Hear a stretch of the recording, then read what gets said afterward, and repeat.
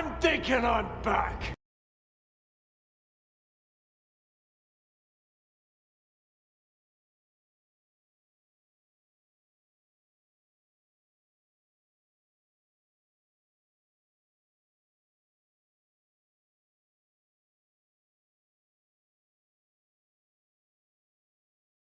Yeah, I'm thinking I'm back.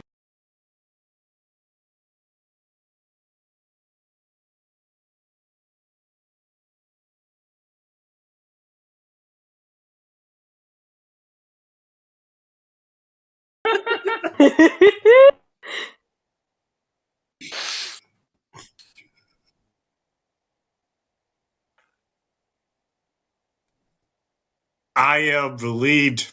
I am happy today. A lot of crap happened, so I'm ready to talk it out. Okay. Okay.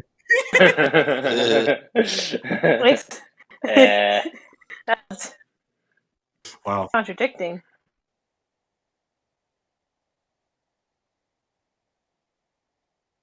It's good.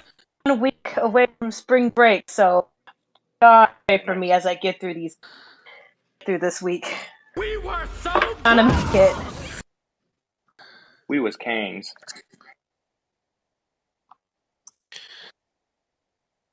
Yes. Spring break forever.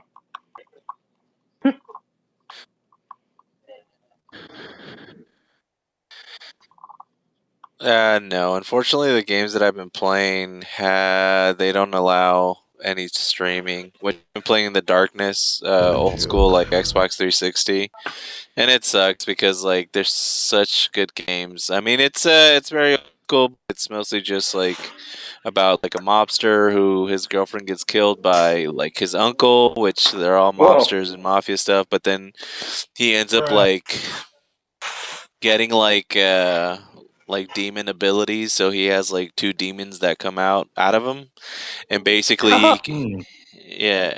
yeah. So and you get to like you can like rip up people up in half and stuff like that. Well, the second one you can. You have a little bit more control over the demon heads, but like on the first one you just basically like gobble hearts up, and then like you can attack with like a whip and stuff. But the second one got a little bit better, but yeah, it doesn't allow me to do it, and I don't know why. Like, I mean, I don't know if it's because of the gore, but I mean, because you can literally just pick a guy and use your whip to just slice him in half, like while you're still holding him. So then you're just dangling like legs. So it's I know that I thought so too. I mean, like Manhunt is way more graphic. I mean, it was actually like banned in like Australia and several states, but I don't know. Like, I mean, I can't stream anything. Like, it just sucks. And then I guess they're just being really anal about things. But I am doing another game that I just recently got, and I'm probably gonna be doing like a team up with my girlfriend. Because it's, I think it's called Way Out or something like that. But it's a straight up it's a straight up co-op game. Yeah, and it's a straight up. Yeah. I like that game. That game's fun. Yeah, and I did that with my girlfriend as well. We finished it, and it was amazing. And we just saw that they had made another one, which was The Way Out, which I got because it was like $5. So if you have Xbox, like I mean, it's on sale right now for like $5. So not a bad game for $5. But yeah, other than that, like I mean, normal stuff.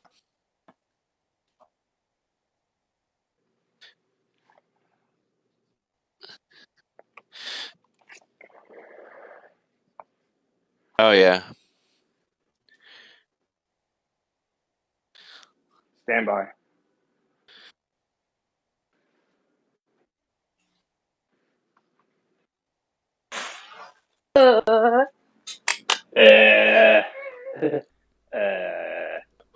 All right. All right. Sorry. I believe the audience was not hearing me. I don't know why, but when Windows updated, typical Windows, it changed my... We can't hear you at all. Yeah, it changed my microphone settings. So, Just basically all you missed from I'll Morty say over everything here. Marty says. Yeah, So we're Morty back. will be talking, and I will repeat every word he No, says. no, no. You could hear me now. They could hear me now. Oh, never It mind. changed everybody else's settings, or no, it kept everyone else's Changed settings. everyone else's settings. No, it kept everyone else. Are you still doing it, Mr. I was Oyman? just practicing. Oh, okay. Well, Well, as if you haven't already noticed, we have Mr. Oyman, our co-host, in here as well. How you doing, Mr. Oyman? yeah. I went rock climbing and messed up my shoulder, but other than that, I'm doing great. Love it. All right.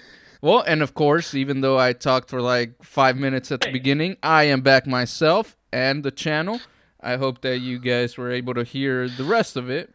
But let's go ahead and bring in the bulletin board as well to see what we got going on today. Bulletin board. All right. Time it made it come back. Yeah. Well, we have it every week. What are you talking about? I don't know what I'm talking about. Never mind. You're Disregard. delirious. Are you sure you didn't fall on your head when you went rock climbing? I actually did fall on my head, but it's okay. We're all good. Okay. Oh, man. Well, that's sucks. My head concerning. feels great. Yeah. His head feels like a I didn't fall on my clicker. head. Nice. All right. So for the news today, we'll go ahead and bring in. We did miss this from about a week and a half ago. Stephen Yun from what was he? He was in a. Okay. Okay. I'm motorboating my cat's belly. Oh man. Well, if you're gonna be doing that, Mr. Oyman, go ahead and mute yourself until you're done doing that. We all love a good cat belly, but you're rather loud. But yeah, Steven from like The Walking Dead, and he was in something else recently. That Jordan Peele movie. Stephen Yeun. Yeah. Yeun, Minari, Invincible. Invincible. There you go. And he was in Nope too, wasn't he? Yes, he was. Okay. Well, he's joining the MCU, and let me go ahead and see if I could actually. Cat hair. Cat hair. All right. So what do you guys think about this news? Like, I know that it's what's it called? There's some reports or rumors going around that he's what's it called? That he's gonna be doing Sentry? I don't know about Sentry. Yeah, I don't feel like that's gonna be the case, but could be, but if it is, I still don't know about that. You know. Yeah. So let me get rid of the bulletin for a second and just bring out what our friends over at Deadline have stated. Dang it. Well, okay then. This. Let me see if I could screen share actually, because my thing is not doing what I want it to do at all. So. But yeah, so I'll read up what he's doing. And the reason I bring this up is because it was brought up by a pretty reliable source, which is Deadline. And they say that he's going to be pretty much in a key role when he's supposed to join the Thunderbolts, but they haven't actually given the actual role he's going to be doing. Oh, there you go. Here you go. Let me transition. Okay. Yeah, now it's working. How long do you think it'll be until we do find out? Well, the movie comes out, what, next year? Or is it 2025? But, like, do you think... No, it's next year, but do you think they'll reveal it before the movie comes out or wait until we see the movie? I guess it depends on the character he's playing, right? Yeah, it depends. I think we're probably going to see it beforehand. I personally think he's going to be a key role probably coming down the line, but not so much in Thunderbolts per se. I think in Thunderbolts are probably going to introduce him. I could see him. I don't see him as a Sentry. And if those rumors are true, where the Thunderbolts are going up against a Sentry, that is just beyond stupid. We'll see about that. But do you think he'll be playing a Everett Ross type role, or like a secret agent or something like that? Honestly, I want to say like either like Molecule Shang-Chi's Man. brother. No, I want to say like Molecule I'm just Man. kidding. Honestly, like the government Oh, is that'd be probably cool. gonna have him under wraps, is what my guess would be. And you're gonna have, yeah, similar to like an Everett Ross, but you don't know exactly who he is yet. And because I feel like the only way to kind of help out with Kang, you're gonna need someone on Molecule Man's or the Beyonders power level that could turn the tides. Because if not, I mean, we've seen what one Kang could do. Imagine a whole slew of them all at the same time. But what are your guys' predictions that he might be playing? Like, do you think this report from Deadline's going to be pretty accurate that he is going to be an MCU key role, or do you think it's just a key role in the Thunderbolts and he's just going to be here and there, like you said, Mr. Oyman, in an Everett Ross type of setting? Actors, I hope they took good advantage of him, whoever he's going to be. Yeah, I agree. And who do you think he would play, based on your thoughts? Idea. I'm curious what everyone else thinks. Yeah, all right. I wouldn't know. I don't know. I I would kind of know feel what like to for think. me, I mean, I don't know who like the big, whatever. But I feel like Steven as a young actor himself, I think he's going to be a vital part of the MCU because they are introducing kind of new blood for like Phase 5, 6, and 7, and so I think he'll be a critical part, not just in the Thunderbolts, but to maybe Secret Wars and Kang Dynasty and beyond. And so maybe it's part of a key role where he's in multiple properties within the MCU. So we'll see where it happens. All right. Yeah, I just don't know if they need to be introducing any more characters. Like right now, I have in action figure form everyone who will probably show up in Kang Dynasty, and I'm just like, holy shit! How are they going to introduce even more characters? Yeah. Like, it's already 40 or 45 characters. and that's It's not even ridiculous. getting into, well, some of those might not even be in Kang Dynasty. Some might just bleed over to Secret Wars, kind of like how they did Yeah. Infinity War, and it like the first part kind of Infinity War focused more on like Tony and stuff, and then Endgame kind of focused a little Had more. everyone in it though. Yeah. Except Ant-Man, and Hawkeye.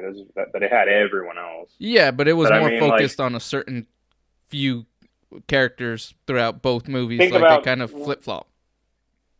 Think about which of those characters have been introduced already that will carry over into Kang Dynasty and Secret Wars, as well as all the characters they introduced the last 2 years. Yeah, that's a lot of We'll a lot see. of people. Jeff Loveness. Good luck, Jeff.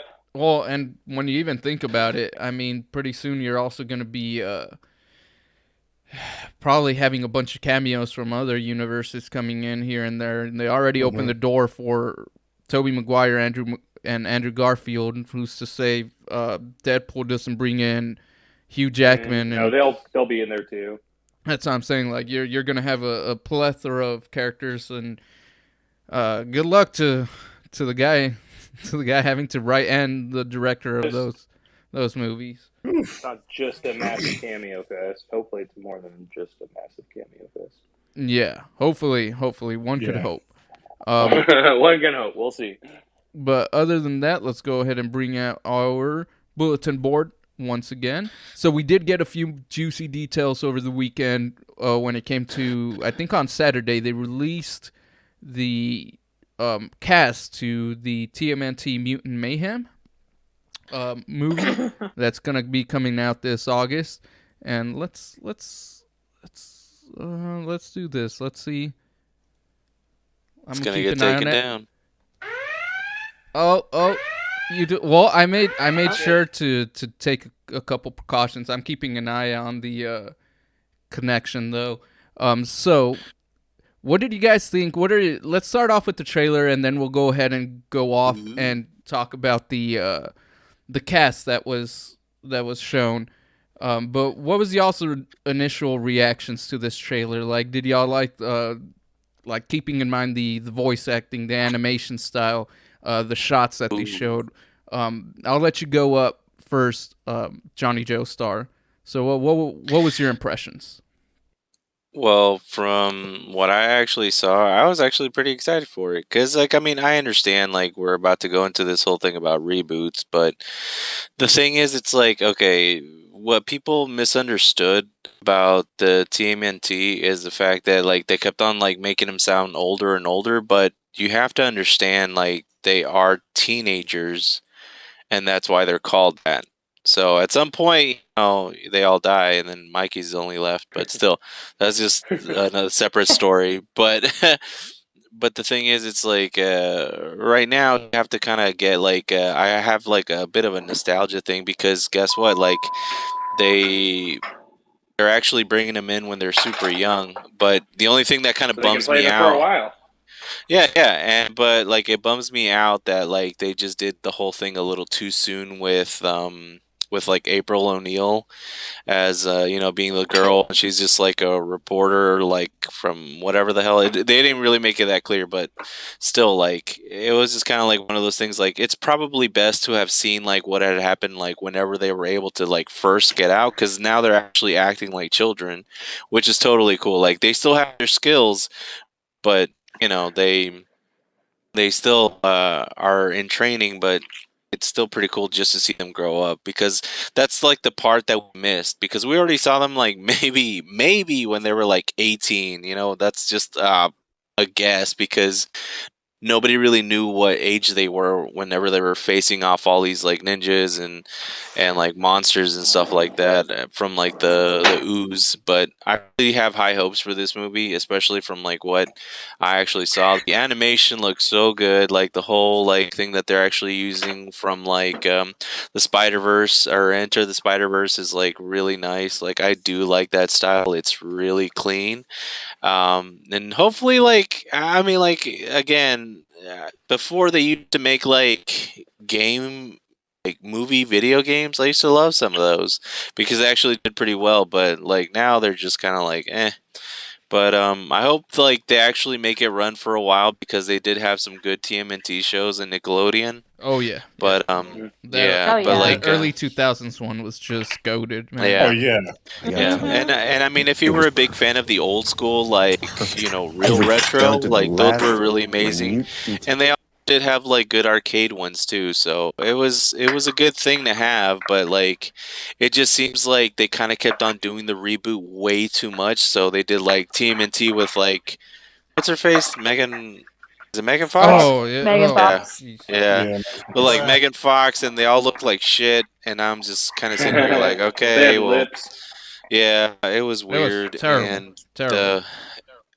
and like I mean, even like in what is it, Nickelodeon? Is it Paramount? I think it's Paramount Plus Yeah. that actually has Nickelodeon, and they actually have like the other show which was animated and it looked good, but again, they were just kind of like thrown out there and they had to just redo. And one of the characters I know is the same voice actor as Sonic, so.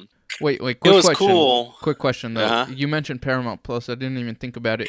Do you know if they have the early 2000s ones on Paramount Plus, or is it just the newer ones? No, I can check. I think they do have I think they do. Oh shit! Most of them on there. I need to go check. 'Cause Yeah. those fucking slap, dude. I would totally watch those. The early 2000s animated series? Yeah. Yeah. Yeah, I Those, watched that one too. I love the animation style. I wish it was kind of closer to that one, but honestly, personally, I do like this new one. I like you guys mentioned that Into That Spider-Verse definitely opened up the floodgates and allowed a bunch of different artists to just kind of put their vision. I mean, you had Into the Spider-Verse looking like a comic book, this having a very similar style, but still it in its own unique way. Like the character models are definitely a lot different than Into the Spider-Verse. You have like Puss in Boots that looked like a storybook come to life. So I personally am digging this new style. Very few little gripes that I personally don't even think are worth even mentioning on here. I'm curious though, what are your gripes? Just like one of the things is Donnie, like you guys mentioned the voices being younger, and I do like that they are younger, But I feel like Donnie, at least from what I heard, the rest of them sounded fine. Donnie sounded a little bit way too young. Like I wouldn't even consider that it sounded like teenager level. It sounded like little kid, Yeah, like a kid. Yeah, like a preteen. Yeah, not even preteen. Yeah. Like I didn't mind it though. I'll be honest, I kind of liked it. I was like, it caught me off guard. I was like, wow, he's way too me young. too. But think about it. Teenagers these days, they be hitting puberty late sometimes. You know? That's true. That's Yeah. And they're mutants. I They're will fucking say mutants. He could be 15 and sound like an 8-year-old. that is true. I do like though that we are seeing a younger, more even younger sounding cast. But other than that, the cast, the actual cast itself sounds fantastic. My only other gripe is what the hell did they do to April? I didn't even know that was her at the end of the trailer till I was rewatching it, and I'm like, wait, that's April? That's April? That the total babe we had back in the days? What the fuck did I do? Yeah, they've changed her up a bit. She looked like bootleg Velma. Yeah. She looked like Great Value Velma at Oh, home. I knew you were gonna say that. I was like, oh, hell no. That. Hell no. It brought PTSD. Enjoyed that show. That show was funny. All right. Oh, okay. I'm the only one. Okay, whatever. It's funny because the actress playing her is playing April. That is Io Edebiri. She was on the Bear. I think she's actually a pretty good choice for April. Like maybe even to play her in live action. Like I know that April is traditionally a white redhead chick, but if they did want to, colorblind her casting, the actress playing her is actually a pretty good fit. I don't mind that the character design. Yeah, the character design does look too much like Velma, though. Yeah, I don't like the actress. I'm pretty sure she's gonna do fine. I didn't mind the actual voice. It's just I didn't see April at all right there, and then just like I said, it reminded me of damn Velma. So I was like, oh no. Where is it? Where is it? No. Wait. Yeah, the last thing I want in a Teenage Mutant Ninja Turtle reboot is to think of Velma. So no, don't do this to me. But what about you, Mr. Hoyman? You've been kind of chiming in, so I'll give you the floor for this. I never really grew up a huge TMNT fan. I did watch some of the cartoon like in the early 2000s, and it is good. However, it was when those awful Michael Bay movies came out that I decided to go and check out more TMNT stuff. Like that kind of reintroduced me to it, I suppose. And no. But I'm saying as bad as they were, I was like, dude, these suck. But it made me want to actually go and watch the older stuff. And I was like, okay, there's actually. And I started getting into the characters, getting into April and Casey and all that. And I'll be honest, I actually thought this was a great trailer. I really was not expecting to like it at all. And I didn't know what the animation style would look like. It does look like they ripped off Into the Spider-Verse style a little bit, but they did change it up just enough to where it doesn't look exactly like it. It's just very similar. But I thought for a trailer, I don't know about the movie itself, but for a trailer, it was really funny. It was really witty and well edited. And it got me actually pretty excited for it. So I'm definitely going to go check it out when it comes out. I'm excited. What about you, Miss Cap? Like you said, you don't know too much about the TMNT. Did this trailer, if you saw it, did it make you want to go check out this movie near opening night, or is it something that just kind of didn't catch your attention? Oh no, I kind of want to see it. I mean, I've always been a TMNT fan. Oh, I thought you said you weren't. Oh, my bad. No, I definitely. That was Mr. Oyman. No, I am definitely a TMNT fan. The early 2000 shows, even the 2010, I believe, one, I actually really enjoyed much. But it's good. I didn't watch the stupid Michael Bay movies, which was a relief. I was nowhere near interested in watching them. But I'm glad we're kind of getting, something new out of it, and something that actually enjoyable and ready to watch. So no, it was I enjoy it. I think I'm really gonna like it. Go ahead. But so, can I ask all of you, Am I the only one that enjoyed like the '90s one, like the? Oh no! I love those. I have them on Blu-ray. Oh, okay. Yeah. Okay. Because I'm like, Just the wait. one So, Mr. I Roy, remember you is never like the one seen from those before? 2010. So when I was growing up in the early 2000s, whatever cartoon was the TMNT, I don't know if it was the 90s ones or the 2000s ones. It had Krang in there. It had Shredder. It was. I'm pretty sure there was only one that ran between the 90s and the early 2000s, right? Yeah, it was kind of like. Are you talking about the animated one that the was kind animated of like ones? it kind of looks like Star Wars a little bit? It was just an animated TMNT show. I didn't. How many were there in the late 90s, There's early a 2000s? lot. There was a lot. That's why I was just like kind of lost when Well, with because the they one went into that. the future and everything in one of them. Then Yeah. I think you're talking Where's the about one where they fight? Where they fight Krang? I mean, they do that Well, in they almost do all that of in them. all of them. That's what I was gonna say. I was like, well, they do that in all of them. What was the first animated one? That one was like the 80s, that was like wasn't it? 80s. Yeah. Okay. Yeah. The one I watched then. That's what I used to watch. Wait, that. wait, I used to Mr. watch Oyman. that. The 80s one. Did they have eyeballs inside of their eyes, or was it just white? No. They had the pupils in their eyeballs. Okay, that's the older one. Yeah, that's not the early 2000s. I'm looking at picture. I'm looking at a picture of it right now. Yeah, it looks like their eyes are in front of their bandanas. Yeah. Yeah, so I believe that one is actually even the one that like if you were 87 to 96. That was the one. Yeah, if you were lucky enough and you played like what is it, Turtles in Time? Yep. Yeah, that was a good arcade game. SNES. One of the best that I've always. Yep. Oh yeah. Man, I love those. All those old the ones that were on the NES, SNES. I even think a few made it onto the Genesis, but those were all fantastic. Did you ever get to play the new one, Mr. Joestar, the Shredder's Revenge?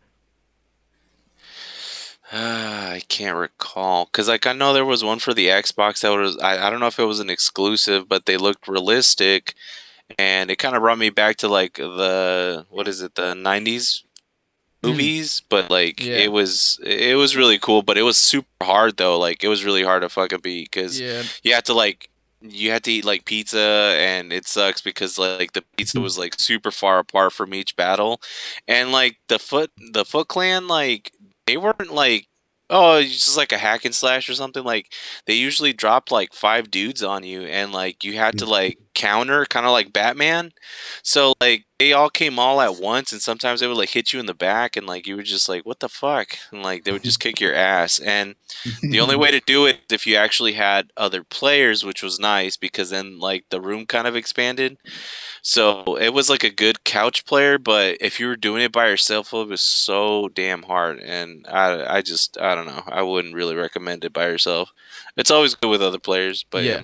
Go ahead. Well, the Shredder's Revenge was one that came out like last year, I believe, or the year before. It actually recreated the look of the arcade ones. I would highly recommend that one if you haven't played it. Yes, it's pretty fun. I do have that one. Okay, good. Well, we'll also move on into the other aspect with the actual details. So, like I mentioned earlier on Saturday, they revealed the cast, or at least most of it. Mm-hmm. And it does get me excited because a lot of these, not only is the cast seem to be pretty darn good from the actors they chose, even though the main Turtles, I'm not familiar with any of these names. I might have seen projects with these people before, but not... They don't come to mind. Unknowns. Yeah, like, but, which I like.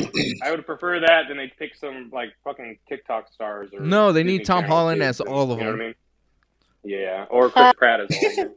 But but the voice actors again had great cast members attached to them. But it also seems like they're really diving into the lore and other creatures that are in the TMNT world.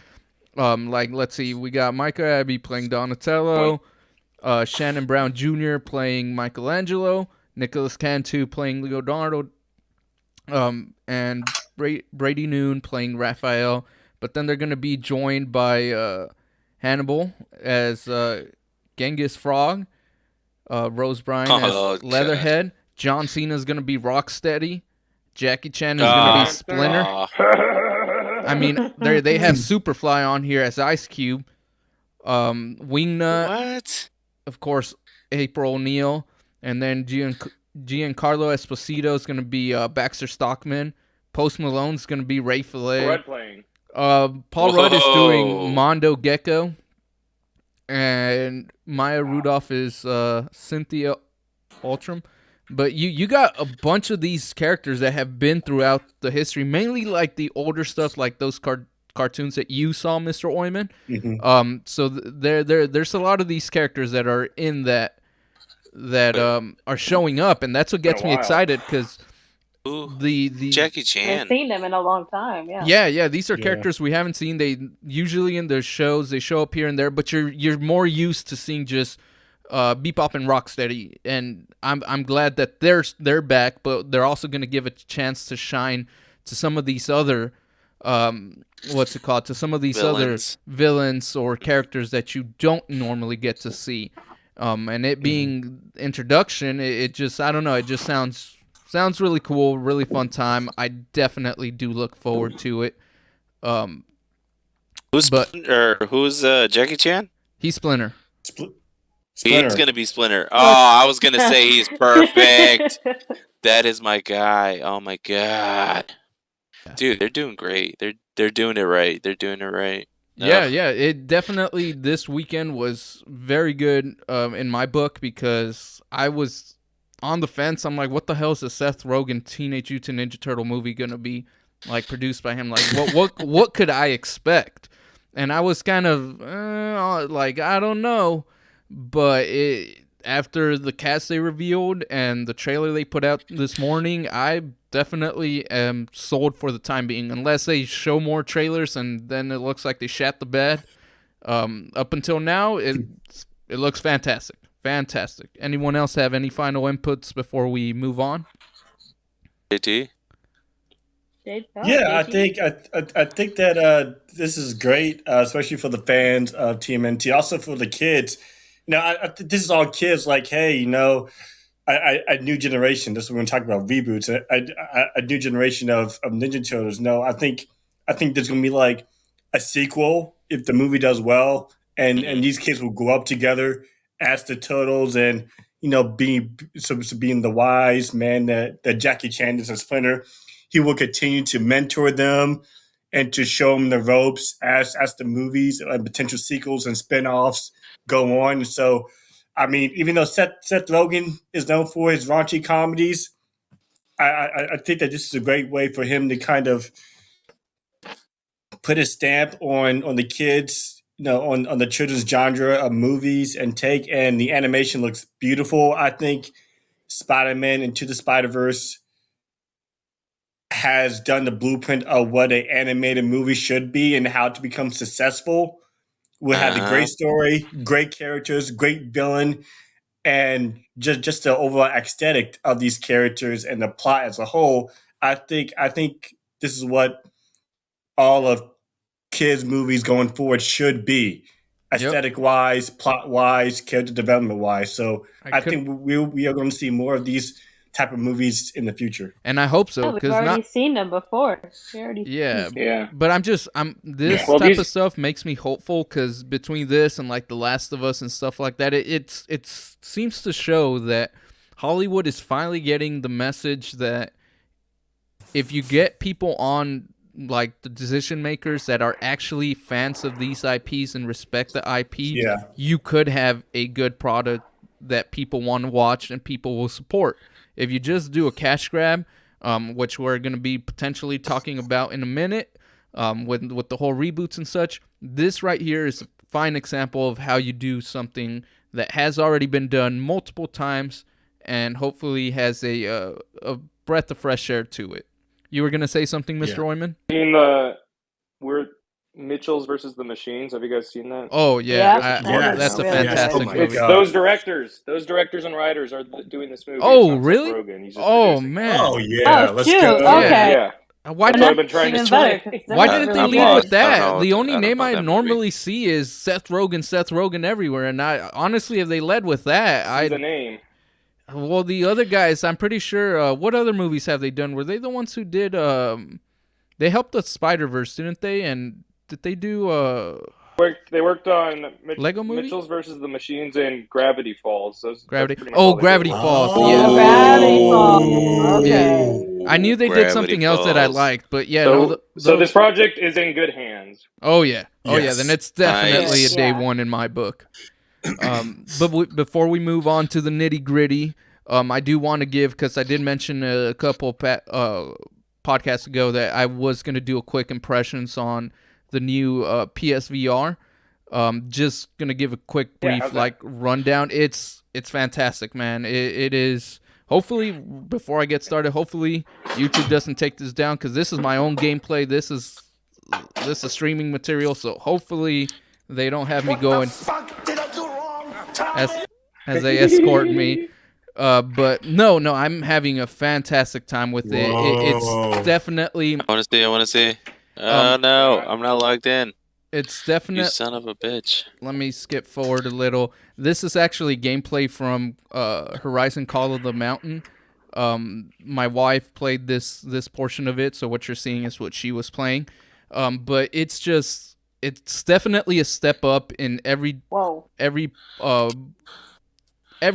way that you could think of from the PSVR 1. It holds up to some of the higher end PC VR like headsets, because I've tried only one other one that was pretty high PC at brother-in-law's house, and he it had those controllers that I wish the PSVR 1 had, because the PSVR 1 had these terrible freaking glowing vibrators as their controllers that didn't have joysticks. They just had a bunch of buttons, so you couldn't actually move around. Most of the games were on the rails, or if you did move around, you did teleportation by pointing that freaking light up dildo I was talking about in a weird direction. And Hey, look, you're rock climbing, puta. That's what I was doing earlier. And this one has great controllers. The setup is just fantastic. The first PSVR had a little breakout box and 80 fucking cables that got very confusing to put. Let me see. Let me get another thing about it. Let me scoot forward. So these new ones, the fidelity of it is pretty cool, because it has eye tracking. So it not only tracks the controllers with cameras outside, it inside near, I guess, where the OLED screen is, it has cameras or something or infrared that will track your eye movement, so that it knows exactly where you're looking at.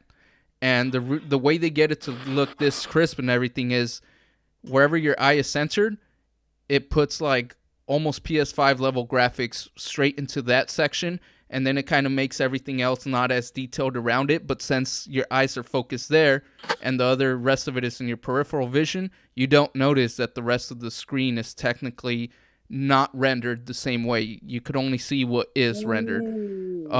That's cool. And everything, it has the if you played with the PS5, it has those haptic feedbacks on the controller, but on each individual hand and on the headset as well. So if you're playing Gran Turismo 7, which I did, and you crash against a wall, you feel something.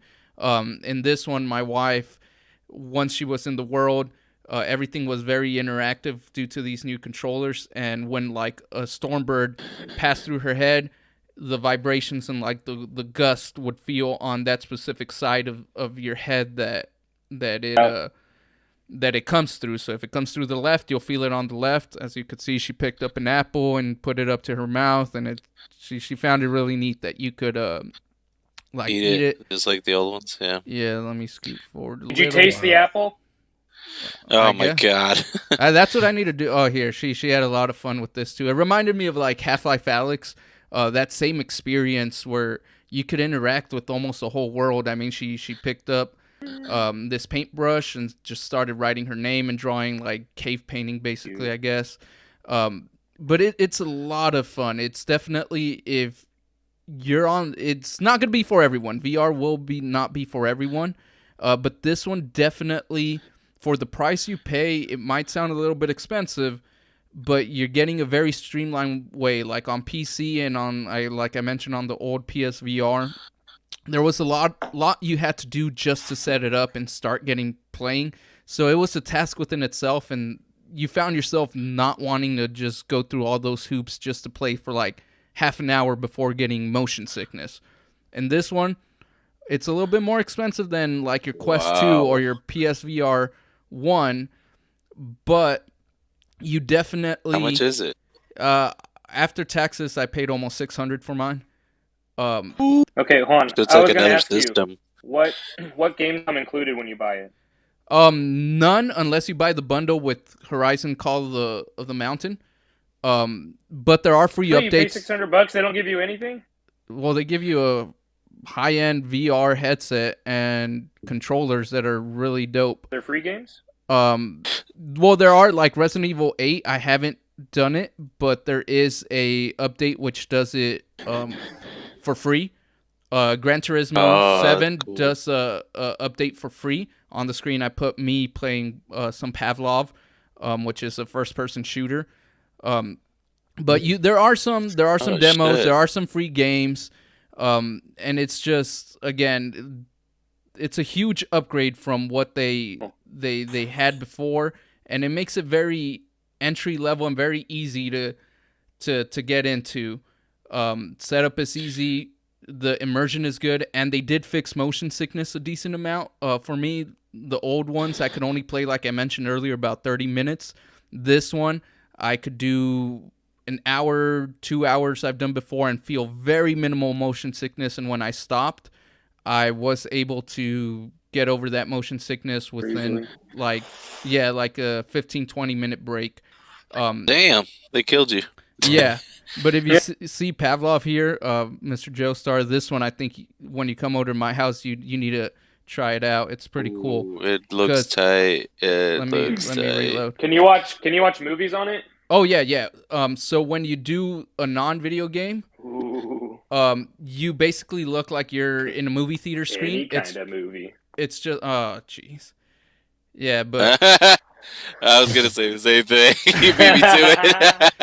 But here's something though. So, like, does it still have the thing about the camera in the front of your like TV? No, that's the thing. They upgraded it to where the device itself has cameras on the outside of it, so that it's like when you set it up. I forgot to mention, when you first set it up, it scans your room and it creates like borders, so like it makes your room into like a video game type room where it creates polygons around like your TV, your couch, and everything like that. And it sets it as a boundary so that when you get near that, it'll like show up a red wall type of deal, letting you know that you're getting too close. And now you could walk around your room as long as that cord, but the cord is pretty long. The cord is like 14 feet long. So in my living room, it works pretty fine. It uses those same cameras to like recognize your hands. So you could turn around and do like a 180, and in the game you'll do a 180, and you won't have to worry about it not picking up where you are, because it's using gyroscope and cameras and everything like that to communicate with the console. And those cameras pick up your hand movement. Yeah. Oh, okay. That's why I was just like, why are you shooting backwards? Is like, I was like, is that just the way that the game is? No. Like, you get to choose. Oh, okay. You get to choose. But Pavlov, that's like nice. Right here, it's really cool, especially like you and me, Mr. Joestar, where we're kind of gun enthusiasts here and there. But you could like to reload. You actually had to pull the mag. You had to rack it. If you don't, like the belt fit ones, if you don't raise the opening and feed the belt in and then close it and then rack it, it won't go off. If you walk up to an enemy with like an AK or something or an AR, you could go ahead and like remove the mag from their thing, and then they won't be able to shoot. You could just do a whole bunch of stuff. Oh, that's cool. Like right here, I'm in the like armory basically, and you could choose like your loadout. You just kind of bring the gun up to your face, and then you could put like your foregrips, your scopes, your lasers. It's just the immersion is so cool. Again, I really got into it like with Pavlov when I was playing against the bots. To take cover, you can't just press circle. You actually have to like crouch in your own room to get behind something. If you want to army crawl, you're gonna have to army crawl yourself. It's So here's another question though. So you're not moving literally, right? You're just kind of leaning and you're just moving with the controllers instead of like you physically moving forward. yes and no. So you do use the joysticks to move forward, and you could use the right one to slowly move the camera. That way you don't get too much motion sickness. You move your head and the joystick together, and it creates like this really smooth, realistic feel. But I did find myself actually moving here and there, because if you do take a few steps forward and you don't move the joystick, the thing will actually take steps forward. So you kind of work with both, and I found myself thinking I was in front of the TV still, and when I pressed the little pass-through button, which is a nice feature, you could press the bottom of the headset and it switches from the game mode to those cameras I talked about. It shows you what's in your room. In front of you? Yeah. Oh. And you could see, so if I want to look at my phone or something, I could go walk over to it and pick it up without having to take the headset off. But like Nice. I was playing this game. Oh, that's cool. I was playing this game, and like I said, I thought I was facing the TV. I pressed that pass-through button, and all of a sudden, I'm over closer to my dining room table. I'm over here like, how the hell did I get over here? I was still within my barriers because the little wall didn't pop up, but it definitely was interesting to you get so immersed, so lost that you find yourself moving around with it, even though you don't think you are. So it's easy to get turned around. Did you move like your couches and your table out of the way? Only my coffee table. Only your coffee table. Yeah, because that one they do recommend you have like 6 by 6.5 by 6.5 space, but if you don't, you could modify that room scale, like I said, and you would point and either plus or minus and add spaces, so you could actually mold it perfectly to, okay, I can't go over here because my coffee table's here, but I can move around it and access this side of it, and you could change and customize everything like that. Nice. And on top of that, there's also, you could, if you don't want to move at all or anything and you want to be in a chair, or you're playing like, let's say, Gran Turismo, you could set in a setting to make it what's it called, sitting for the mode, seat, or just simply standing. And if you choose standing, I guess you'll only move if you do the joysticks. If you're playing seated mode, obviously you'll only do the seated mode. But it's definitely packing a decent amount of tech for that price, which again might sound pretty high, but when you compare it to some of the other headsets out there that you plug into a PC or you don't plug in, the screen might be a little bit better. The technology's there, so I personally think it's worth the price of investment.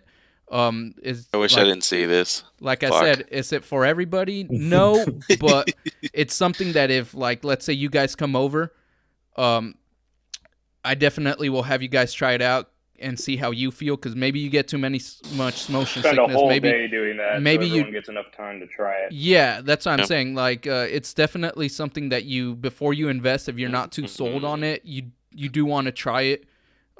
But it is like I said, you might catch the bug. You might be like, this is so freaking badass. I definitely caught the bug the first time you showed me the first VR, and I was like, I want this shit, and I bought it. And I have like, dude, because of that, I have like 50 games, and now I'm just kind of like, I don't have a PS5. I will say, those games are not necessarily backwards compatible. There are a decent amount of developers. Yep, that's what I was afraid of. Yeah, there are developers, because the technology is so different. Since you're using different tracking and such like that, it's obviously not going to work. But what's it called? There are a lot of developers making updates that make it to where it works, or just making an actual native port. Like, I know Beat Sabers is coming soon. Moss Book 1 and 2 got it. Walking Dead, Saints and Sinners definitely is getting one soon. Let me ask you, because you do have both. You still have your PS4 and your PS5, correct? Yes. Okay, so here's one of the biggest things. It's like, okay, so let's say, I mean, I still have all these games and the freaking, what's it called? The PlayStation VR, right? Yeah. So, even though, like, let's say if I wanted to put this in like a living room, could I play like my PS5 and be logged into it? Because like I know it's like with all these rights and stuff like that, could people still play like the PlayStation VR like in the living room while I play like PS5 in my room? I do believe that it should. I know it's what's it called? The PlayStation has been pretty good about that type of stuff to where Okay. you could actually be on the same account in two different consoles that are connected to the same Wi-Fi. Yeah. When it comes to Okay. like playing online games, I don't know exactly how that works, but like let's say your girl's playing a single player game in one of the rooms, like in the bedroom, and then you're playing this online. I'm pretty sure Yeah. that will work without any issues. Even though it's like a PS4 and then a PS5, right? Oh yeah. If that's the case, then yeah, it shouldn't be an issue. I personally have never run into that issue before. Because like what I'm planning on doing is like when I move, I want to put like my PS4 like on the living room so that people can play like the VR and they can have fun with it whenever they want. But I'm afraid that if I do buy a PS5 and then like I put it in my room, like I mean, I'm not going to be able to like play my games while people are in the living room like trying to play the VR or anything like that. I don't believe that should be an issue. I mean, I'm signed. Both my PS4 and PS5 are signed into the same account. And like I said, I've never tried concurrent online playing with that, so I don't know how that works. But if you're just playing a game and they're playing something like Beat Sabers or something, I don't believe that's going to be an issue. Okay. Well, now you know, folks. All right. So now let's go. Now that I gotten that initial thing, I'll probably do get more screen grabs, some more streaming with it, and maybe even record me doing like a setup, like from third person point of view, and do like an actual review for it later down the line. But I do want to get more times. That's why I called this an impressions, because I've only had it since launch, which was about just shy of 2 weeks ago, and I've maybe played, I don't know, 5 to 6 hours of it. So I don't want to give like a full review until I've gotten at least 10 to 20 hours under my belt. Which, Mr. Joestar, you're not doing streaming, but I know I've done Resident Evil Village before on this channel. But now I'm thinking I might do a restream of it, but in the VR mode, because I do hear that it changes the dynamics of the game. So sure does. While I was a little bit stoic in the first run through, I'm pretty sure I'm gonna be a lot more vocal and a lot more scared while playing this streaming this VR version. So be on the lookout for that. And I'll get feedback once I start the series and see if people are enjoying it. If not, we'll move on to something else. Do you normally stream on Twitch? No. I stream on this actual channel. Oh, okay, cool. Yeah. I am thinking about jumping back and forth between Twitch and YouTube, but I do upload to this specific channel. I did last year. So you record it first and then you put it on here? No, I do a live stream. Oh, okay. Yeah, like I did some Returnal. I did Resident Evil Village, and I know the wife did some Stranded Deep. So hopefully she could start streaming some games soon too, because she did enjoy doing that. And I'll probably get on board on streaming, hopefully on days that you're not streaming. That way I could catch your streams. Yeah, but we'll work it out. Streams. Let's go ahead and move on to the main topic. Which is... We never cross streams. Ah, shit. No crossing swords, no crossing streams. No, I was talking about Ghostbusters, buddy. Their streams, okay? Okay. Cross the streams. Well, I don't know. With you guys, it's always something dirty, man. Some pee joke. I mean, don't talk about She-Hulk, though. Okay. Only you brought that up. Okay, but that's what I'm saying. I'm just saying, just don't talk about She-Hulk, and you're good. Okay. She's beautiful. So let's move on to the question of how many reboots is enough. Like, we're seeing this, it's not... I've always welcomed a new, fresh take on something, But it seems as of late, like on the screen, I have that Aliens is getting rebooted again, even though I thought it was getting rebooted as a TV show, and it's separate, and it's separate from the Prometheus universe one. So we're getting a TV show and a movie of some sort. We got. Why? I don't know. I mean, just because Disney bought them, and they needed. Oh money. no! Well, but then you have that money. Then you have like again, how much is too much before we have a situation like Mr. Johnny Joestar had, where he refused to watch the Batman movie for a while because he was like, you know what, I'm fucking tired of them rebooting Batman. I don't want to see his parents shot yet again. I'm tired of it.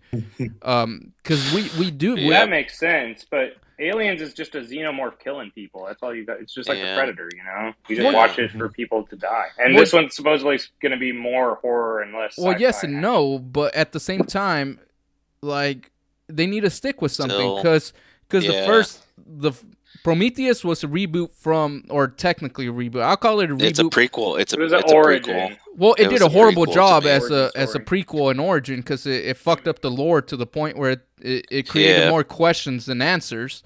But like it feels very different from the one with Ripley, because those were a whole concurrent story, or a whole cohesive storyline. Prometheus was leading to a storyline that's obviously never going to get finished. Yeah, because now you have the TV show. Even though those are both Ridley Scott. Yeah, now you have this new movie.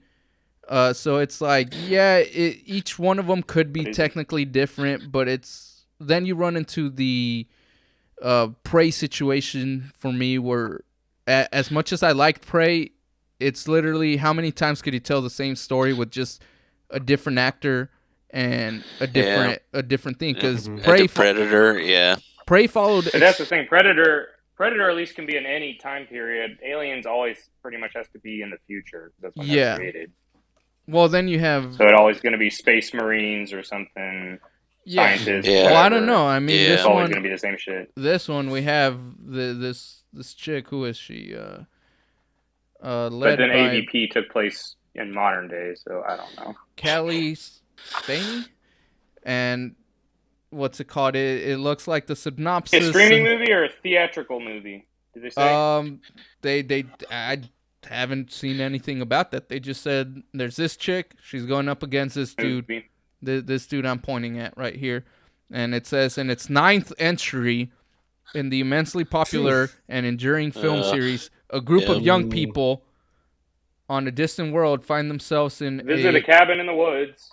And confrontation against the most terrifying life form in the universe. So it sounds like it's not really going to try anything new except make the cast younger and younger. Which we're gonna see them TikTok dance in front of the xenomorph before they get fucking murked. But like, let's see, or something. I don't know. Okay, but the AVP didn't turn out well. Yeah, but I think it could. But it is going to be. Whoa! What are you talking about? AVP was great. The first one was all right. It was solid. The second one was dog shit. Well, the second one was. The first one, though, I will say, the first one also broke the freaking lore. Though the first one broke the timeline, because Waylon was in it, even though he was supposed to be in the future, but he dies in the past in that one. So, just like Prometheus, it created more problems. Oh yeah, Dallas. Yeah. But it wasn't horrible. It could have been better, but it wasn't horrible. Hey, I'll say that was the movie that was the first movie I saw with the Predator creature in it, and I thought it was so cool. That's what got me into the Predator franchise. So I do think it's for that. No, Preds in the Hood got you into the franchise. Preds in the Hood. But that was because I got into the franchise that Preds in the Hood is even a thing.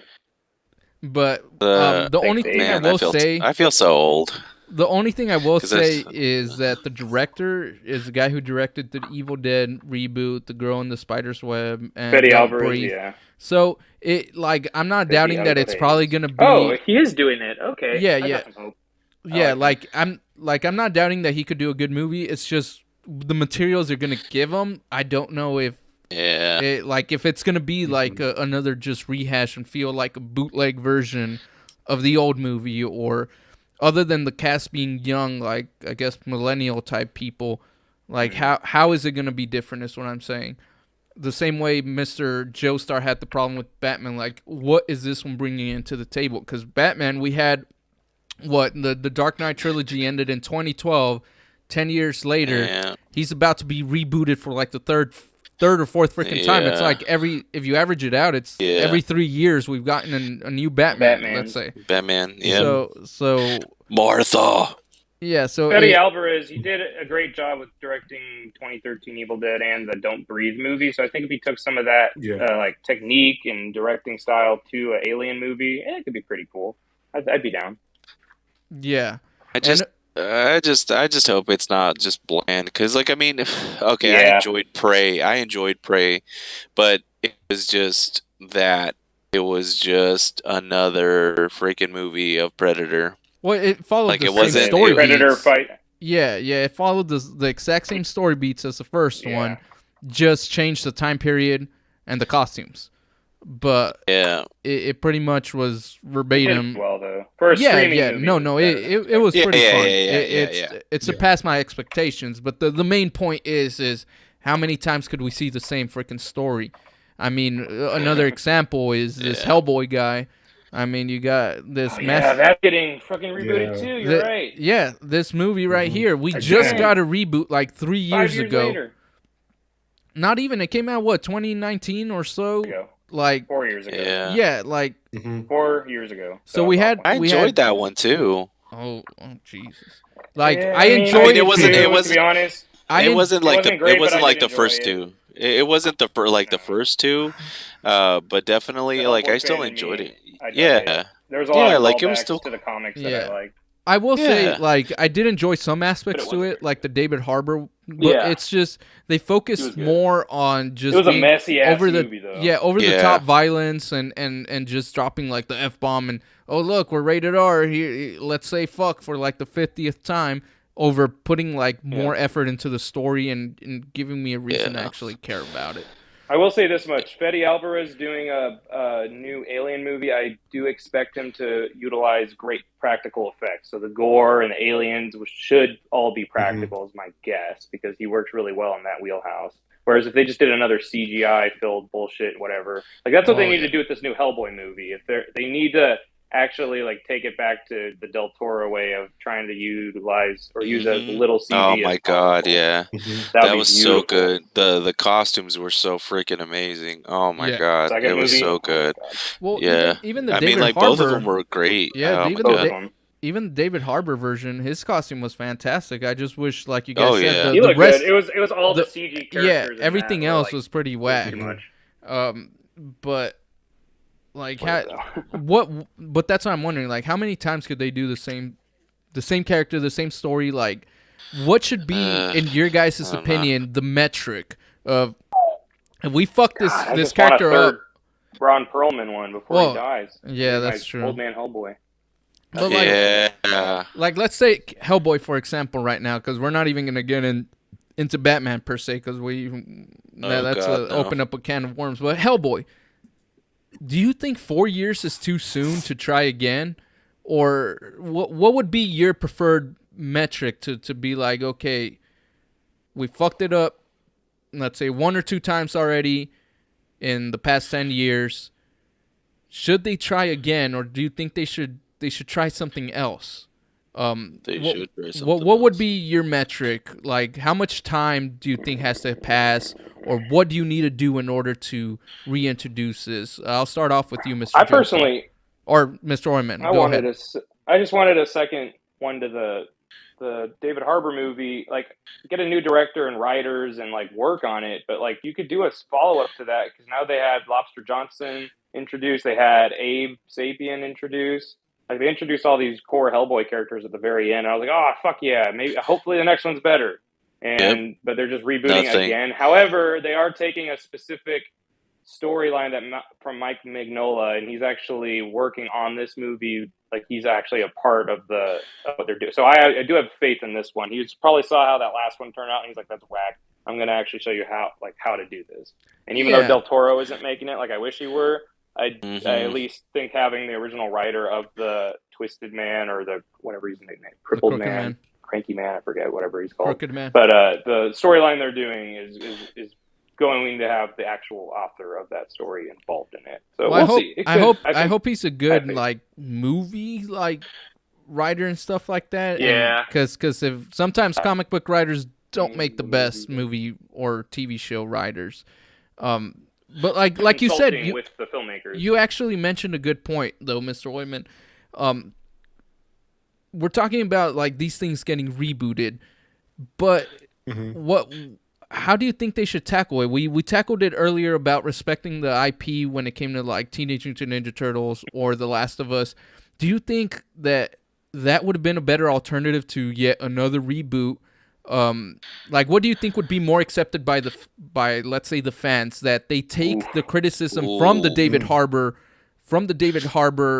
things and say, you know what, we fucked up the first one, but we learned our lessons. We heard your feedback. James Gunn Suicide Squad on it. Yeah, and be like, all right, so here, let me present to you a second attempt at this specific way with a better story, with less bullshit.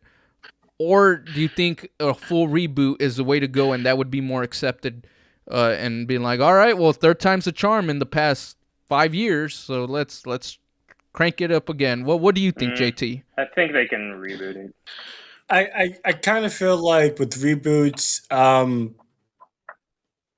I think that 3 reboots is enough. I feel like, especially with the Hellboy example, I have not seen Hellboy, like the original or the reboot, but no. Yes, I have been sheltered. Okay, I've been sheltered. No, it's but cool. Anyway, back to the point. I feel like, especially with this new Hellboy reboot, I feel like they should take the elements of the David Harbour one and try to make it modern day. I think that's what it should be. But in regards to like reboots in general, I think 2 is enough. I think again with this whole Batman thing, it's a whole mess. I know that we won't get into it, but I think that certain characters should have at least 2 reboots, but not more than 2. Because I feel like if you do more than 2, it's just the same old edition over and over again, or unless you take some of the elements from the previous movies and kind of make them fresh and brand new into the new one that you're trying to make. But I think 2 is kind of enough to some degree. But again, I'm not Hollywood. I'm not making billions of dollars on these IPs and whatnot. So I don't have a preference. But I think sometimes they 2, freaking flop. They lose money though. Then that's what why they need to do. They need to not release it right before an Avengers movie. That's all. Oh, that's true. Make some money. Well, yeah. But can I just say something though? Like, do you think it would be better off as a movie, or would it be better off as a show? I mean, I kind of feel like a show would be pretty cool. A show, because take for example, The Last of Us is doing a great job. Is that a soft? I mean, it's not a reboot. It's kind of an adaptation of the most beloved video game of all time, which is The Last of Us, and they're doing a pretty damn good job of having like having all the characters, having all the creators of the game being so like heavily involved with the material and with the show itself that makes it more unique. I kind of feel like that people, like especially with comic book characters, should be able to do like, hey, I want you guys to pay me a whole bunch of money and I will craft a story from my own creation. Like I will make you a whole bunch of money because like I know what the fans want and I know what you guys' preference was. So let's work together and try to do this thing right. And I feel like though The first time. Hellboy definitely is something that would be better off as a show, just in the fact that this isn't really a very easy character though when you think about it. Like what's it called? It's not like Captain America or Iron Man where you could just be like, oh yeah, this is a good dude in a suit of armor that's gonna punch freaking Hitler or whatever with Captain America's case. Like this one has a lot of lore and supernatural elements, and I mean, this is a dude who, at least in the Ron Perlman version, is a big devil dude who likes cats and cigars and chocolate, and it's just something that you don't want to have to be like, all right, we got to establish why this dude is normal in this world, and kind of go from there, which in a 2-hour movie that you're trying to do, if you don't successfully do that like the last one did, then you got into the issue where it just doesn't mesh or connect with the other people. But I'll go ahead and ask Miss Cap what her opinions are on like the alien, the whole reboot situation. Like I said the metric earlier, what do you think, how much time, Miss Cap, do you think should be allowed to pass by before they try it again, in your opinion? Or and second question, like I mentioned to Mr. Oyman, is do you think that's a reboot is well received by people, or building upon your mistakes from the other thing and trying again, do you think that's a better approach? What are your thoughts, Miss Cat? It depends on the reboot. So, say a good 100%. reboot is probably 10 plus years. If, Oh yeah, you're right. if it was made like 10 plus years ago, then sure, like you want to go ahead and do like a reboot to like, you know, refresh it, start a new story. You know, hey, you probably don't remember this little story that happened, 15 years ago, but here it is again. The deal, it can be worth it if done like correctly. Like if I've never seen Alien, I've never seen Hellboy. Like I don't know anything about lore and anything like that. So I can't really movie night. Speak upon those things. But the thing about this Hellboy movie is that it's not going to. You won't need to know anything about Hellboy because it is a secluded story that takes place in the 50s. So this is like a younger Hellboy, because Hellboy comes from the Nazi era, right? He was born through the Nazi era in the 40s. So this is like a 1950s small scale, more personal Hellboy movie. So if anything, this would be a pretty good introduction for a lot of people unfamiliar with the character. Yeah, doesn't maybe work, but like I don't remember the David Harbour movies or anything like. I mean, I remember when they came out, but I never. Oh, the Ron Perlman movies. Yeah, I don't. But they're great. I think, like I said, like the time frame for me is like it's been 10 plus years. We haven't heard anything, or we were like, oh, this totally should have gotten like a sequel or gotten something else, and then it just kind of put on the back burner, and they're like, huh, hey, maybe we can bring this back and receive like fans for this, But Harbour one came out 11 years after the last Ron Perlman one, so that's that was enough time for Hollywood to be like, all right, reboot time. This one is coming sooner than I expected, but I'm definitely excited. Well, another good example, but like I'll probably wait. There's been so many reboots lately. I'm like, I don't even know the time frame of like half of them. Oh boy, I can't wait. Well, Mr. Oyman, what about this part right here? The director. I can't see the screen. It says, as previously announced, Brian Taylor will be directing the movie, and he's most known for that like very low budget old action movie with Jason Statham called Crank. Bruh. Yeah. Oh. And he also did Ghost Rider 2, I understand. Bruh. And Jonah Hex. I actually like Jonah Hex. I did. The more you talk, Mr. Oyman, the more it's killing my hype. I mean, like, honestly, it really is one of those things. Like, I mean, Cap is right. Like, it should be like definitely pushed back like a few years, because I mean, it doesn't make sense to keep doing it every 5 years. That's why I'm like so sick of fucking Batman. Like, don't get me wrong, I love Batman. Batman's awesome. I'm sick To see and one more tired. fucking Batman reboot, I'm Oh gonna my pull my god, hair. dude, and it's ridiculous. John Like, I movie. mean, like, I get it. It's people's renditions, and like, it's cool. But even then, though, like, I know a lot of you enjoyed those, but like, with Christian Bale, like, I just like the first two, and then like the third one, I thought it was just complete shit. Like, no offense, but like, I I had to just really rewrite that thought. entire one because of the tragedy of Heath Ledger, but I Yeah. digress from that. Like, it would have been a great trilogy Had a ending, similar problem but Wakanda Forever had. yeah. Yeah. So it was supposed to have more Joker in it, but they, Yeah, Ledger, I mean, okay, I so- get it. I so- get Like, it. you I got get it. that one a little bit more credit because they had to rearrange their entire Yeah. because of the tragedy. So Mhm.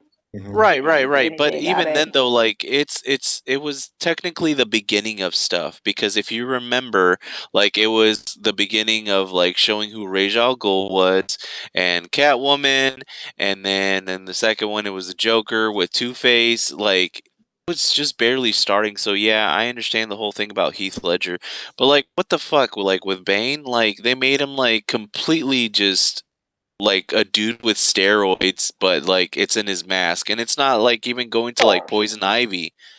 It's not going to But Poison actually, I kind Ivy. of disagree with you with that regard because I feel like Nolan's trilogy is much more grounded than all the previous Batman iterations. And then with like like From the 10 90s? years. No, I mean, yeah.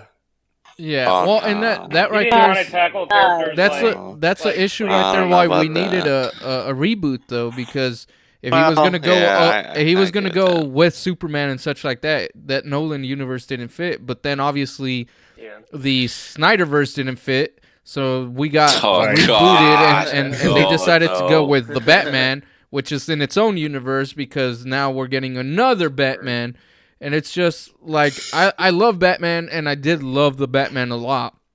But like with this, Yeah, and, it was and good. with this and You guys proved me Hellboy, wrong. it's just like And Mr. iterations in such a short time. Yeah, it just, Yeah. especially with Hellboy, the last one just left a bad taste in my mouth. So even though it's been 4 years, give or take away 2 years from that, because 2020 to It'll be 2021. 6 years by the time it comes out. Yeah, but Yeah. take away 2 years because the pandemic really did make it feel like we lost time. Like I don't even feel like Yeah. 2 years went by. The It world just stood still. Yeah, it like stood Yeah. still Yeah, and stuff like that. that's So we were focused on other stuff, and before we knew it, it was already 2022.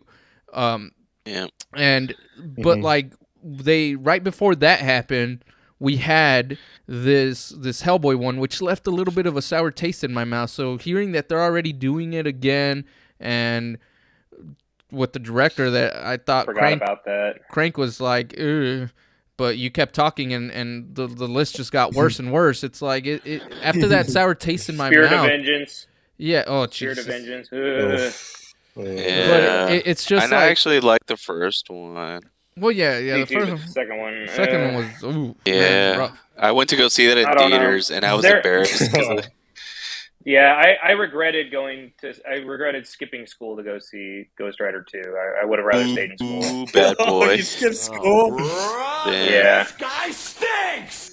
But yeah, like Yeah. I said though, like Not worth it. that's where this whole topic came to mind for me, because I'm like, I don't want to. It's same with Alien. The Covenant one was not the best one. It was better than Prometheus per se, but it's like they're leaving sour tastes in our mouths, and then they're wasting no time and just throwing it right back out there without us like giving us time to think, like, or themselves to think, all right, how could we do this better if we are going to reintroduce it, if we are going to reboot it? How do we do it so that we don't fail on the first try again and then have to reboot it? And it's just, I feel like it's too soon for some of these. Oh no, I have a question. So, what about Spider-Man? No, Yeah, well, it's not a reboot. It's not a reboot. well, I mean, we did get a reboot with Tom Holland, that they then brought in the they kind of undid the reboot by saying no, they technically all exist together. I mean, Exactly. yes, I mean, like, we all would talk about Batman. So what about Spider-Man's technically No. a reboot to some degree? Yeah, A little bit. Yeah. But Because of what that was like the Expand most time. genius. I mean, like, that's the whole thing. It was so genius what they did. Like, they just said, yeah, it happened. That's their own universe, and now we're gonna all bring them together. Which that was like a pretty good strategy. Like, that was the best strategy that they could do, because guess what? Now technically, Tobey Maguire and what the hell's his other Andrew name? Garfield. Andrew Yeah, Garfield. Andrew Garfield. Yes, I'm sorry. I mean, they're all just like tuned in with this last one, and like that's what made the whole thing even bigger. And not only that, so now it actually. But JT, to your point though, that was an issue though. Right after the dog shit Andrew Garfield movies, like, again, he wasn't the problem, the script was the problem. Right. But after those movies failed, and they announced that they were trying, or that Marvel and them did a joint account to share this character, there was a lot of skepticism to it, and people weren't completely convinced. They're like, oh, another time we get to see Uncle Ben die again, or like, they didn't want to have, a lot of people didn't want to see another Spider-Man. They were getting tired of it, because we did have our third one in X amount of time. The only thing that alleviated that was the fact that for the first time he was going to be in the MCU, and he was going to interact, and they did say we're not doing a full origin story. So they got ahead of it, and they had the luxury of being like, all right, we're meshing this character that's not usually been here to this universe that you guys loved. So it was a little bit of an easier pill to swallow. But even then, I'm pretty sure Mr. Oyman could attest to this on like boards and forums and stuff like that, that people weren't 100% convinced at first when they were bringing in Spidey into the MCU, that they were kind of cautious about seeing Uncle Ben die again and seeing another iteration. That was the general feel online for a while, until we actually started getting closer to the launch, wasn't it, Mr. Oyman? The launch of what specifically? The launch of Civil War? Spider-Man, the launch of Spider-Man in the MCU through Civil War. But like before that, people weren't 100% on board, were they?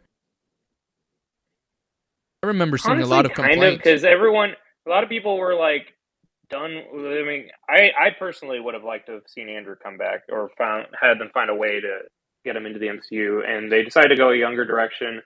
And beforehand, I think there was a bit of a mixed reception, but most people were like just excited to have Spider-Man in the MCU. But there was a level of like, oh my god, a third one already. Yeah. But, I don't know though. I think it was just because nobody knew Tom Holland was. Once that movie came out, everyone was like excited. Yeah, that was the big thing for me, because like I was just like another young kid, like being Spider-Man, like, and he was younger than like Toby, they each got younger and younger. Yeah. I was kind of like, fuck this, but I watched the movies and I was like, okay, it brings me back, because Spider-Man is one of my favorite characters of all time. So that was like a big thing for me, because I was just like, damn, why the fuck are they like doing it over and over again? But the fact that they actually just united everything just made it so much better. Like, I mean, honestly, it did. Yes, I agree, but still at the same time, in order to please the fans, because Spider-Man was, a popular character, they had to put him in the MCU in order to make fans happy. Well, yeah, but then they had to make him younger. Back to Batman, though, that's what I'm trying to figure out. Like, in your guys' eyes, when is it too much, too fast? Because, like, you mentioned Spider-Man, but that was the third one in 15 years total, let's say. Versus Batman, it's the fourth one within 10 to 11 years. So it's a shorter time frame, and we have an extra Batman within that time frame that's already been cut. So that's what I'm trying to figure out from y'all's opinion. What is the sweet spot for it to be? And then two other Batmans later this year. Oh, jeez. Wait. Yeah. In the Oh, Flash. yeah, in the Flash. Wait, Yep, two? yep. Oh, the Flash, yeah. Yeah. Yeah, so 5 Yep. Batman in 10 years. Like, come on, man. What are we doing 5 here? Batman in 3 years. Jeez, what are we doing here? Yeah. Well, that's why they've been Hey, fucking up, come man. on! We've known that. We've known that DC has not been really good with the whole like live action movies. Like, I mean, they've just been going downwards like for a good while. But now they're, they actually have a plan, as we talked in our previous, podcast. But like that's the thing is, it's like now they're looking back and they're like, okay, so we fucked up. Let's just try to fix this. Yeah, but Now, if like what if this one also doesn't stick? And do you think they'll reboot it? No. At this point, at this point, I don't think so. It'll stick. Yeah. Yeah, Or I maybe think, not stick, but it'll sell. I mean, yeah, Well, because that's what we- especially if well, that's what we if thought they about- consider it into Elseworld, like Yeah, but if they we don't- consider it into Elseworld, they will. We don't know what their metric is because technically BVS brought in money. It just didn't meet the expectations, and it started leading to them losing faith in that universe and Doubt. slowly trying to. Yeah. Yeah, so while Batman might bring in money, who's to say it brings in less money than the Batman, and then they decide, all right, well, this universe ain't working, let's reboot it. It's kind of funny. The Batman actually made less money than BVS, but BVS just cost so much that it was expected to make way more than it did. Well, it cost Isn't so that much, crazy? and it had the Trinity of DC Trinity, in the yeah. first time The together. first time ever. So that I'm pretty sure they were saying we need more than even Avengers 1 money because these characters are household names and Yeah. it's their first time interacting together, but they kind of pooped the bed on that one. And that's what I'm saying, like, what is their metric? What is our metric? And that's where my whole issue comes in. Like The new DC will do it all. But it's not just DC. Like I said, it's Hellboy, it's Alien. It's like, when does Hollywood get the idea? When does Hollywood get the memo that maybe we don't need a reboot, and you guys just need to admit that you guys messed up and take Ninja feedback. Turtles? That's a reboot. Yeah, and that's what I'm saying. There is some hope with stuff like Ninja Turtles and such, where it is getting reboot. They are respecting the IP, and hopefully they're like, all right, so the Bay Turtles was ass. Let's not do this. Let's focus on this, and do it the right way. All these new reboots take that kind of approach. Like, let's not fuck it up. Let's actually make a good Alien movie. Let's actually make a good Hellboy movie. If that's the case, then why does it matter if stuff's being rebooted constantly? We're getting good movies. We're getting good movies. Right, but the thing is, it's like we are talking about like the fact that like they might come out like the last Hellboy, like where they did do a reboot, but then it just tanked. Inevitably. Yeah, and like that's my biggest fear because like I mean, if they're wanting to do so many reboots, like who the fuck is it? I mean, technically, and you guys even think about it, like they did reboot Daredevil, and they became a show, and people liked it. People enjoyed that very much. And now he's rebooting it. And that's what I'm saying. In this situation, Of course. in this situation, and that's a perfect Is that example, first, actually. By the way, is it the first time doing a reboot with the same actor as the main character? Yeah, maybe not a first. It actually started before, but it started filming today, by the way. What? But like, Daredevil what other Born Again. superhero or comic booky, like what other reboot has there been where it was a completely new take on a popular character played by the same actor? Maybe the Terminator? Yeah, I can't really think of it, to be honest. But actually, right there, Daredevil is a brilliant example that I didn't even think about, where that was going to get to the type of point I was going to make. Where you said, Mr. Oyman, if it's good, who cares? But that's the problem, that sometimes it meets our expectations, but it doesn't meet their expectations. And in this case, with Daredevil, let's say nobody wins, because I'm hoping that Born Again on Disney Plus is good, but we had something that was fantastic and was freaking goated status with the Netflix one. I loved every second of rewatching it for like the 5th time. Okay.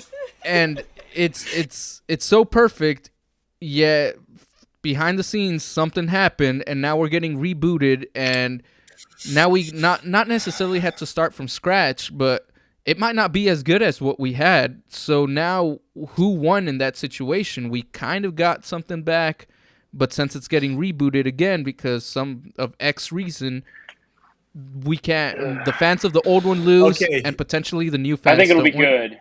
It'll be different, but it'll be good. Yeah. Different is I, always no, I, We'll I, see, no, I mean, yeah. I kind of feel like Disney won because we, the fans, I mean, we really wanted to like continue on with the Daredevil show on Netflix, but then when Disney decided to purchase Fox, and again with this whole MCU thing with Charlie Cox introduced himself as Daredevil, as the lawyer in Spider-Man. I mean, it's a whole thing. I get what Disney's doing with the Born Again. I am looking forward to it, but at the same time, I feel like I think I would talk about this. It might be toned down a little bit. And I think that when we have the nitty gritty as Netflix series, but still, yeah, it's like that's one example as to where, again, this is all about money. This is all about money. It's not about the fans. It's not about the critics. It's all about money. And that's Yes. what my We're point in is. money. That's what my point is. It's like And we're in back this- to square It's all one. about the money. in this case, Yeah. the fans would win if they take their lessons from this and apply it to this, but instead they're rebooting it, and now the new audience doesn't click potentially, I just don't and see the big deal with reboots. Like we've always been getting them. We're going to continue to get them. Some suck, some won't. well, that's what I'm saying. Like, do you think they'll? That's the way do you the film think they'll? industry is now. Do you think there'll be a point where they realize, hey, we're losing more money than we're making consistently from this? Yeah. And do Another you think they'll- Ghostbusters. They somehow still find a way to spend so Oh, yeah, much on Ghostbusters. projects that so obviously bomb. Yeah, Ghostbusters bombed twice, and they're still making more. Like, it's all about rights. If anything's a known IP, I mean, fucking Hellboy bombed, and the Alien movie, last movie bombed, and Predator. I mean, they're still gonna keep making them. It's an IP. They'll find a way to because I mean, Pinhead movie that just came out, Hellraiser. You know what I mean? Like they're never gonna stop rebooting shit. They're always. Yeah. We're at Scream 6. Just had 6 Scream movies in 2 in a row. was that a reboot or is I that a guess- continuation though? At No, that that's point? a continuation. But I mean, it doesn't matter whether it's continuation, reboot, whatever. Because in my opinion, a reboot is probably like I think I would rather see reboots over and over and different takes on a certain character or IP than just a continuous like retread over the same shit. Unless the sequels can be good. Sometimes movies can continue to have good sequels. Sometimes they just keep going. You're well, like, yeah, why? that's what I'm saying. But it's like, let's say the TV show industry, where they're finally learning when it comes to comic book movies and video game movies. It does seem that they are taking feedback from people and saying, all right, we're going to respect this. And we're gonna do better from now on, and it seems like that's the trend. And I'm wondering if we're ever gonna. You need to do better. Yeah, I wonder if we're gonna see the same thing when it comes to this type of thing, where it's like, well, maybe even a DC approach, half reboot kind of deal. But I am getting a little tired of seeing the same stories being retold over and over again, and the time frame keeps to be shrinking. It used to be. You get a reboot from a movie from like the goddamn 80s in today's time, and now it's like, oh yeah, it's a reboot from that freaking classic from 2 years ago. So it's just that's where that's where the whole issue that for me at least comes into play. Yeah, and I mean, like, even with like Hellboy, like, dude, I really wish they would have made a third one, or they would have at least kept on going with like, especially the Del Toro like freaking effects, the costumes and everything was just. We're not going to. I know, and it sucks because even like in the second one, like you said, like they did introduce like what's his name, the fish one, Abraham, Abe, yeah. Yeah, and like I was kind of like, oh man, they're gonna do this, and like I was just like, okay, well, hopefully they'll make a second one, but it never came to fruition. So I just really want them to just stop making one and then just like calling it quits. Like I get it, it wasn't that great. I at least like that the new one will be a period piece Hellboy movie. Like That's that true. hasn't quite been done yet because the most recent David Harbour one was basically just pretty much a remake of the Del Toro ones, right? Yeah, But yeah. it didn't feel different enough, other than it was just gorier, but it was also more dumb and lazy. But it still Yeah. took place nowadays and whatnot. So I think having it take place in the 50s, stuck to a specific graphic novel storyline, at least has some. But then I look at the directors and I'm like, oh shit. Well, but Because his dad was already dead, right?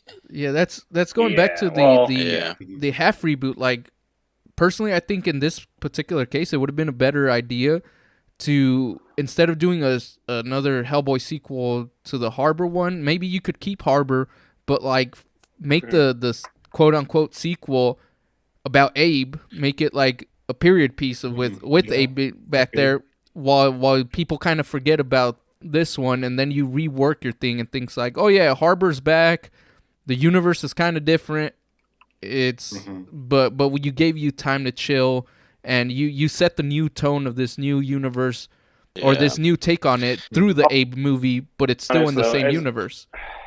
As much as like we said, it's Hollywood. I didn't mind David Harbour in that role, but I'm personally okay with seeing someone else play it. Like, if they want to do a younger Hellboy, that's fine. How do you feel David about Harbour? How do you feel about this dude though? I don't know. He looks he does not strike me as. I know they're gonna put makeup on him, hopefully, and not just CGI. Yeah, he's gonna have makeup on, but he's gonna be a younger Hellboy. But this dude looks like kind of pretty boy, in my opinion. He looks like the Master Chief from the Halo show.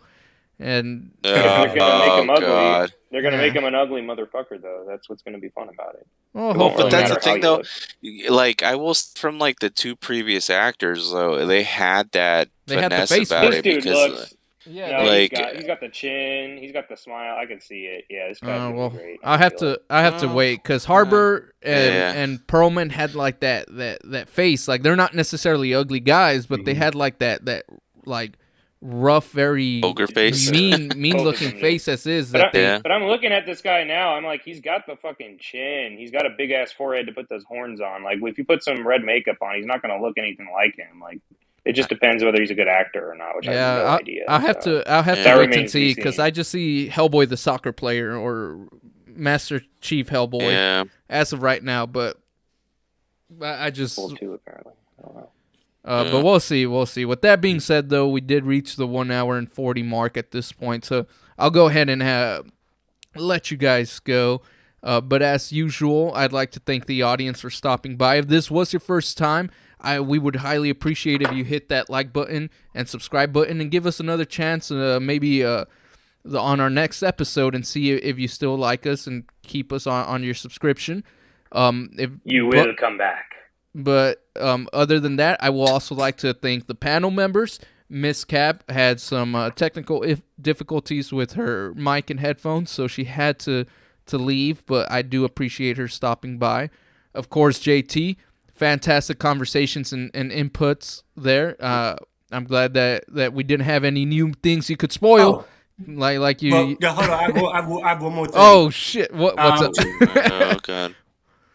No, okay. So to all the fans out there, wish me a happy birthday. My birthday is on Thursday. I'm 28 years old, and so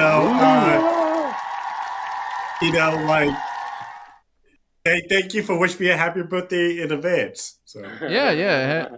Well, we'll have to celebrate with you, but again, as always, I did enjoy having you over. Of course, Mr. Joestar, Johnny Joestar, you had fantastic points brought out today. I definitely liked your take on all of these topics. You were very out there and vocal about the Teenage Mutant Ninja Turtles. I do appreciate you asking and reminding me of certain things when it came to the VR talk, because some of those points I would not have made unless you brought like that question up. So I do appreciate the picking my brain on that and your input for the episode. So where could people find you on Twitch? Definitely, if you guys look me up, like I said, I'm going to be trying my best to be doing it like on Tuesdays and Thursdays. I do have to find better games so I could actually able to allow me to do it on Twitch, because I have no other way of streaming. But it's at JohnnyBoy23C0D at twitch.com, just whenever you got some time, look me up. I do have some videos there. Make sure you like and subscribe. Thank you again for having me. Of course, and we can't say bye without having a farewell to our co-host, who, of course, always likes to... I don't know if it's intentional or if it's just the way it is. Maybe that's why me and him mesh so well. Mr. Oyman, opposite side of the same coin when it comes to me. I do love debating with you and everything that you bring to the podcast. So glad you were able to make it today. What did we disagree on, though? I forget. I'm sure there was a lot of things. Yeah, no, there was a couple things, but mainly towards the end, you were like, the reboots are going to happen, and I'm like, well, yeah, but I hope they don't. Yeah, and yeah. you're like, Yeah. Totally. Can't wait to just keep being spoon-fed the same bullshit from Hollywood year after year. I enjoy it so much. Yeah, I guess that's where we differ. Yeah. I guess. But with that being said, because we're all going to, so we may as well. Yeah, I mean, what choice do we have at this point, other than voting with our wallet, I guess? But then if we don't go see it, they're just gonna reboot us again. Please. But whoever doesn't vote with their wallet, they'll be like, "Oh, we must reboot it again." It's a vicious cycle. It's terrible. It's like they have Beavis and Butthead running these studios. Oh God. Hit that reboot button. Oh man. Reboot. Fire James Scott. James Gunn. Anyway. You're fired. All right, with that being said, everybody, we'll see y'all next week, and y'all have a fantastic rest of the week. Enjoy. You know how much I sacrificed?